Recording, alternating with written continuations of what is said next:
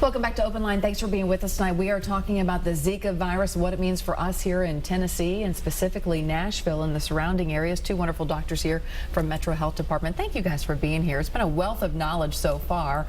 You've told us we have about 5 cases here in Nashville from people who have traveled outside of the country, and that's how they have been infected by this, not the local transmission that we're seeing like down in Miami. But nonetheless, it's worrisome in some areas. And what can people do if they are worried about something around their house and their neighborhood that may be attracting mosquitoes? If you have any concerns about mosquito breeding sites, high vegetation, any of these things that we've talked about, you can call us. We have staff that will come to your house. We'll educate you about the breeding sites, how to eliminate them, steps that you can take. And if they find stagnant water, they will treat with larvicide. You can call us 615-340-5660 or visit our website at health.nashville.gov, and you see the same information there as to how you can call us and all of these steps that we've been talking about. And in fact, you have a great video that's new on the site, right, about all of this. Yes, we have there's a video on the site which is really very educative. You can go in there, it will show you the things to look for around the house. We talk about containers, we talk about pools, but even some leaves, some trees, all of those things can hold water to a certain extent. So you see a few of those things there, and it will tell you the steps to take to reduce the mosquito breeding sites there. Really pretty nice video that we put together there. Yeah. What if the problem isn't at your property, but it's at your lovely neighbor's house or the neighbor 3 doors down? You can what still do you do? You can still call us. Some of those things are under our purview, some are under the purview of other metro agencies, but we'll work with the metro agencies. Some of them could be a code sanitation issue, but we have a good working relationship with them. If you call us, we'll look at the issues, and really our goal always at the Public Health Department is to address those issues. We'll try to deal with them, whether it's Zika or anything else. Yeah, so, you know what I'm talking about. I know yes. You get the Yes. calls. Okay, we have Sandra on the line with a question. Sandra, thanks for being part of the show. What's your question? Well, I was wondering if they could put up purple martin houses versus bat houses or spraying to help control the Zika virus. Purple martins eat their weight in flying insects every day, and there's like a colony of 13. And I was wondering if, the spraying is going to kill the bees and things like that too, and if they could do something that's more natural like purple martin houses. Well, let's talk about that. I know we saw some martin houses out by our football field in our public park the other day. My husband was like, oh, look at that. And I brought up spraying. That's something you guys are not doing right now, right? I said that erroneously. I want to make that very clear. So let's talk about these other issues, other ways to handle it.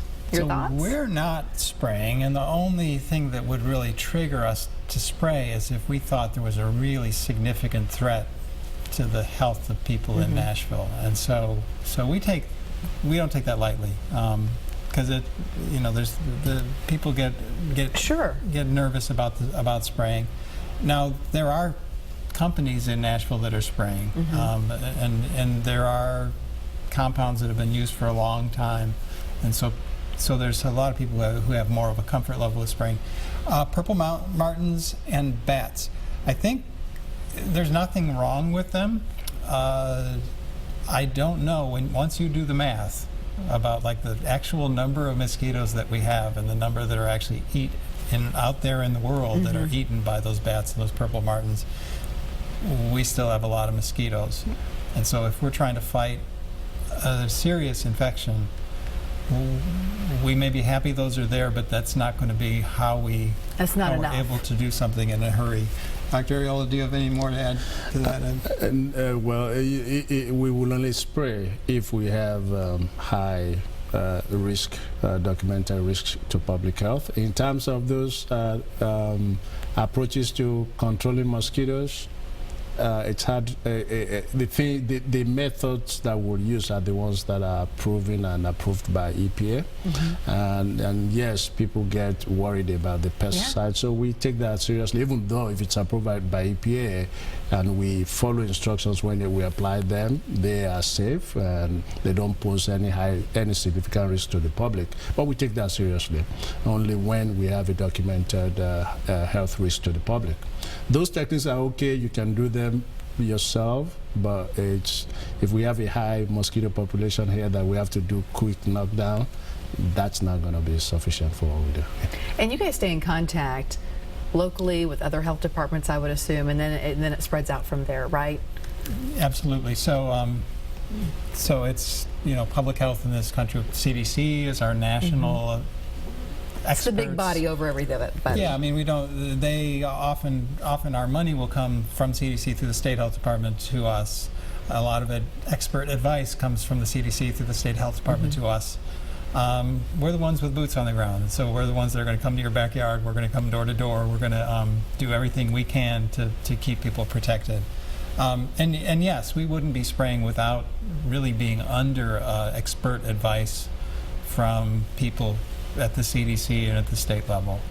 The other thing is like regionally, right? So when you start talking about mosquitoes, you think they might fly a long way. Again, the tiger mosquito that we've got here, it doesn't fly very far. And one of the things that might be reassuring for people who are worried about spraying is you look at a map of Miami and you look at that area that they're worried about. it's tiny. It's tiny. So it's like almost surgical how they're identifying the area of risk and limiting the amount of spraying that's being done.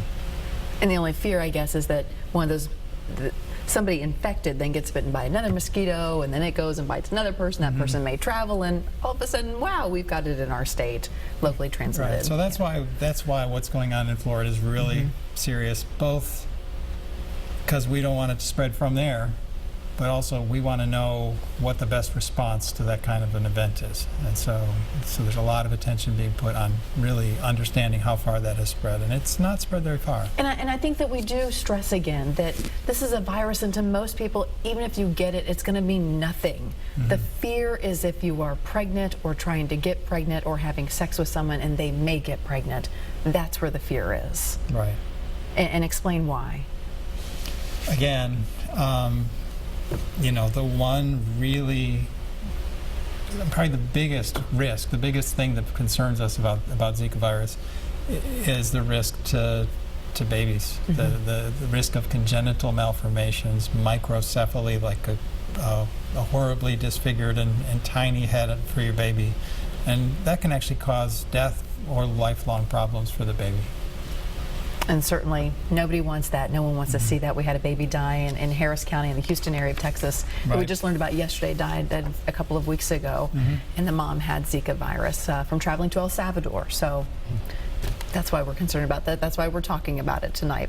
We thank you for your calls tonight. We'll be back after a quick break and wrap this up. Stay with us.